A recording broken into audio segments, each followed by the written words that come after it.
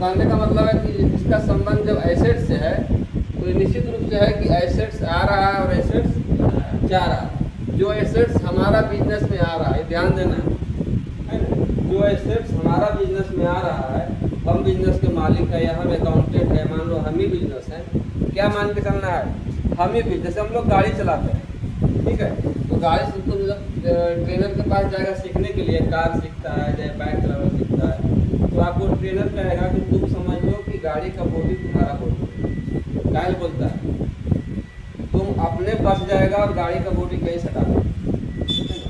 गाड़ी का अगला चक्का और पिछला चक्का दोनों तुम्हारा ही है, इन्हें कि आगे निकाल दे प्यार से, पिछला उछला दे। कहने का मतलब है कि आगे का दो चक्का तुम्हारा है, पिछला भी तुम्हारा ही है। आगे जितना प्यार से पार करना है, पिछला भी उतना ही प्यार से पार करना है, क्योंकि पिछला चक्का पड़ोसी के नहीं, वो अगर खराब होगा तो वो भी आप ही का नुकसान होगा। अब गाड़ी का अगला अगर बॉडी करना प्यार से निकालता है, पिछला क्या करता है, सटा देता है।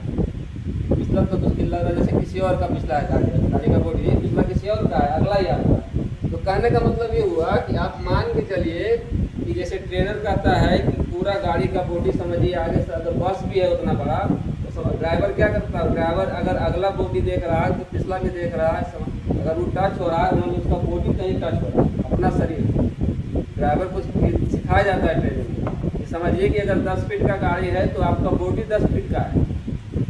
गाड़ी नहीं चल रहा है, समझिए कि रोड पर आप चल रहे हैं, अगर कहीं भी सटता है समझिए आप सट रहे हैं, ठीक है। तो आप मान के चलिए, ये मत सोचिए कि अगर 2 फीट में हम बैठा है हम तो निकल ही जाएंगे अपने लोग। 10 फीट का गाड़ी आप चला रहे हैं तो उसको भी तो निकालना है रोड पर, तो वो भी कहीं सटना नहीं चाहिए। तो ऐसे यहाँ पे कहा गया है कि आप ये मान के चलिए कि बिजनेस आप हैं, आप अकाउंटेंट हैं, आप मालिक हैं, आप जो भी हिसाब किताब कर रहे हैं, तो बिजनेस आप हैं, बिजनेस आपसे शुरू होता है, बिजनेस आप ही पर ख़त्म होता है। जो भी आता है वो आपके पास आता है, जो भी जाता है वो आपके पास से जाता है। तो वाट कम्स इन यानी बिजनेस में जो आ रहा है, ठीक है, क्या हुआ, डेबिट हुआ, और बिजनेस में जो जा रहा है वो क्या हुआ, क्रेडिट हुआ। यह स्पष्ट हो गया कि संपत्ति आता है और संपत्ति जाता है, लेकिन उस संपत्ति को लेने वाला और देने वाला भी कोई होता है। अब यहाँ पे ऐसे समझो, रियल अकाउंट में समझ गए कि संपत्ति आ रहा है, संपत्ति जा रहा है, लेकिन संपत्ति को कोई लेने वाला भी है और संपत्ति को कोई देने वाला भी, ठीक है।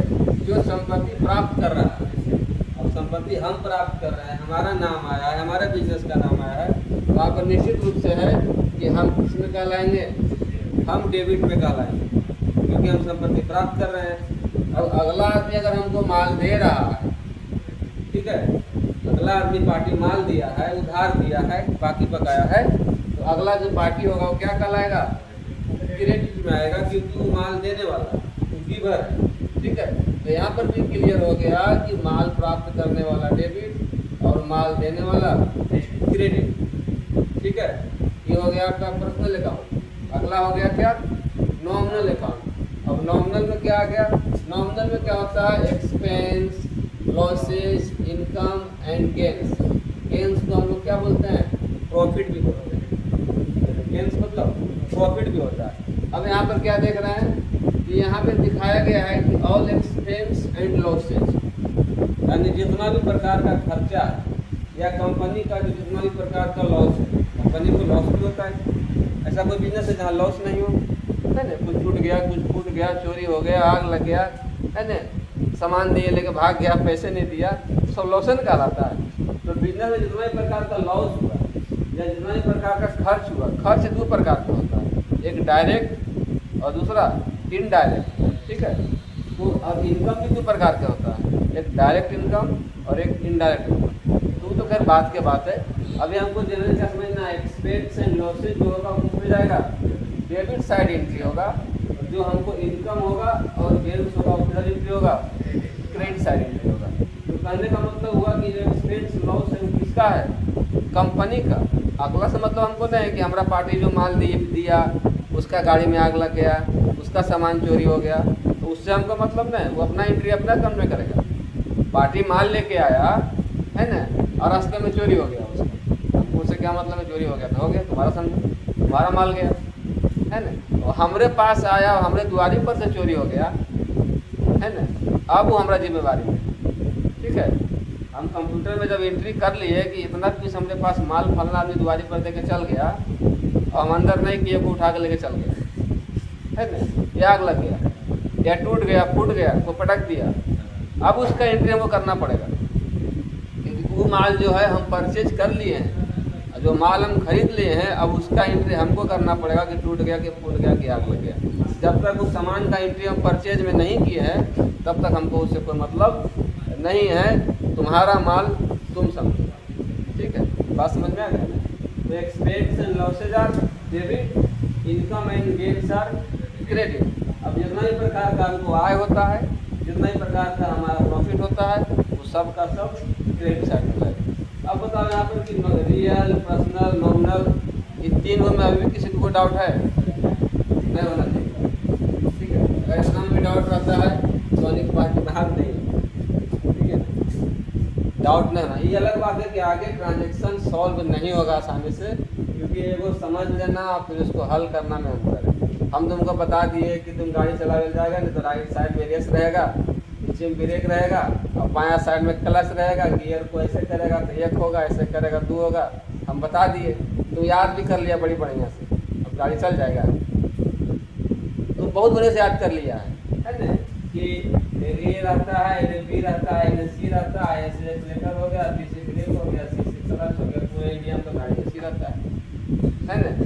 गियर इधर रहता है, एक गियर आगे लगता है, यहाँ पर दूसरा गियर पीछे लगता है, तीसरा गियर आगे लगता है, चौथा यहाँ लगता है, पांचवा यहाँ होता है, यहाँ रिवर्स होता है, नहीं नहीं, गाड़ी का पैटर्न ऐसी रहता है, क्योंकि हम खुद गाड़ी चलाए हैं, मेरे पास जो 2 फोर व्हीलर है, अभी नए हम हटा दिए, पटना भेज दिए, तो गाड़ी का पैटर्न ऐसा ही रहता है, समझ गए।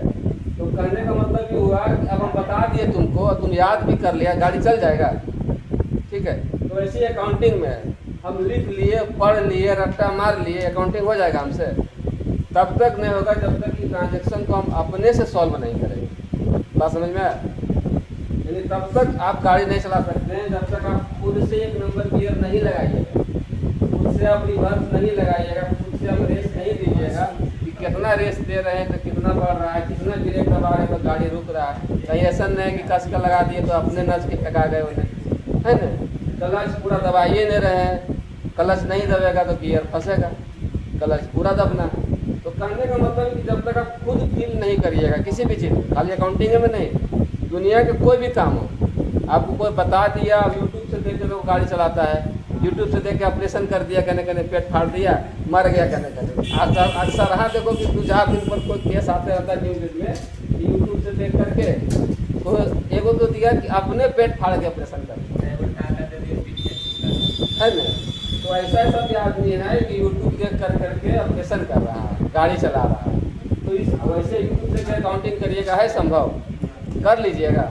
कोई कहे कि यूट्यूब पर से सीख करके वो लड़की हमारे पास आई थी नारदीगंज में, हड़ी